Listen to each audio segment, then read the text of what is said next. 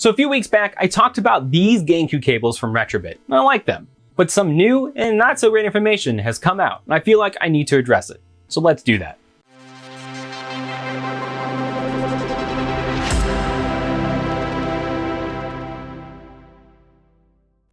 I only had one major problem with the Retrobit cables initially. The image was noticeably darker than the other solutions I tested against, the Wii and the Carby. There's an obvious difference in the gamma in the signal, but it didn't look bad when not directly sitting against another signal.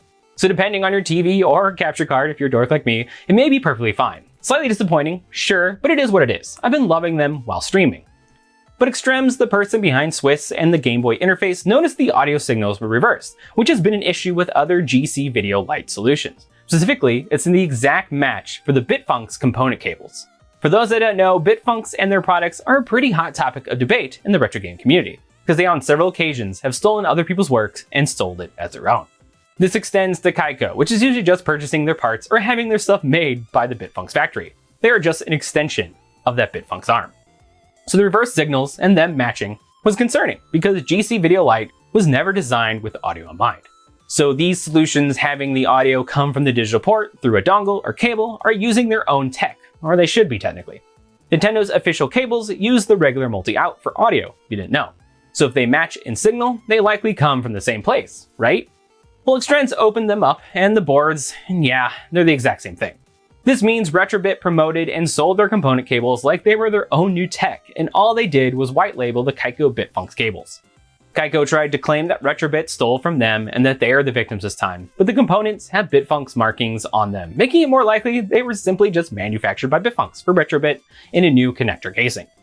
So you might be wondering why all of this is concerning at all. The community has new cables, and the squabbles between these companies aren't something we should worry about, right? Well, yes and no. I personally do not want to support companies who both steal from and harm the communities I'm involved in. It just isn't good for anyone in the long run. Secondly, these kind of things make me wonder if there have been other moments in the past, or will be more in the future, where we're basically lied to and sold an inferior or even broken product. This hobby is expensive enough as it is, without dropping 50 to 60 bucks on a cable that turns out it's kind of a mess. Now again, I liked the cable in my initial testing. I hope I was clear enough that it was just my thoughts on how it worked when directly compared to the other solutions I've used and the ones I have on hand.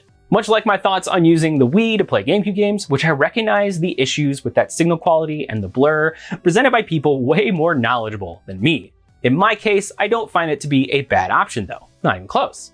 With this news coming out, I spoke to other people about this audio problem, and several people I talked to had weird audio glitches, static, hum, and other noise present when using the cable.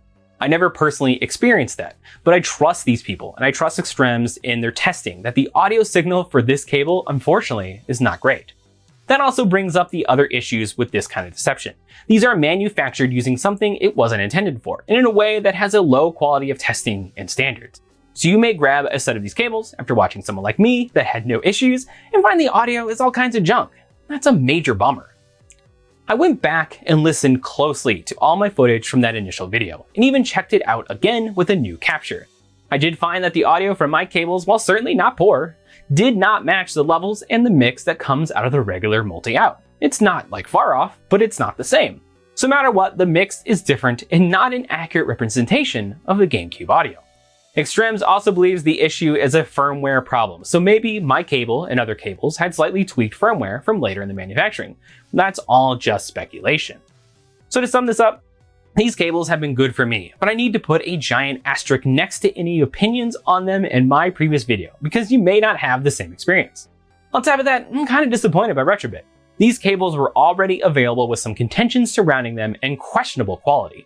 I bought these specifically from Retrobit, thinking the quality would be of a certain standard, and I don't think that's what I was given. So that's all for this very short video. I just wanted to talk about this briefly and get the info out there since I covered the cables previously and basically gave them a big thumbs up. Honestly, I would not suggest purchasing these cables now. Just grab a Carby from Insurrection or hold off with S-Video for a bit longer if a scaler does a good job converting interlaced progressive scan. You can also, if you already have the cables and you're hearing audio issues, just use the multi-out for audio. But thanks again for watching. Feel free to ask any questions in the comments or hit me up in the Bird app. I'll see you next time.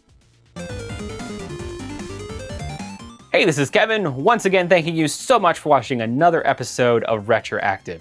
If you liked it, please hit that like button, subscribe, leave a comment, all the stuff I'm supposed to say. And I also want to remind you that I do have a Ko-fi account and a Discord. Links will be in the description. Bye.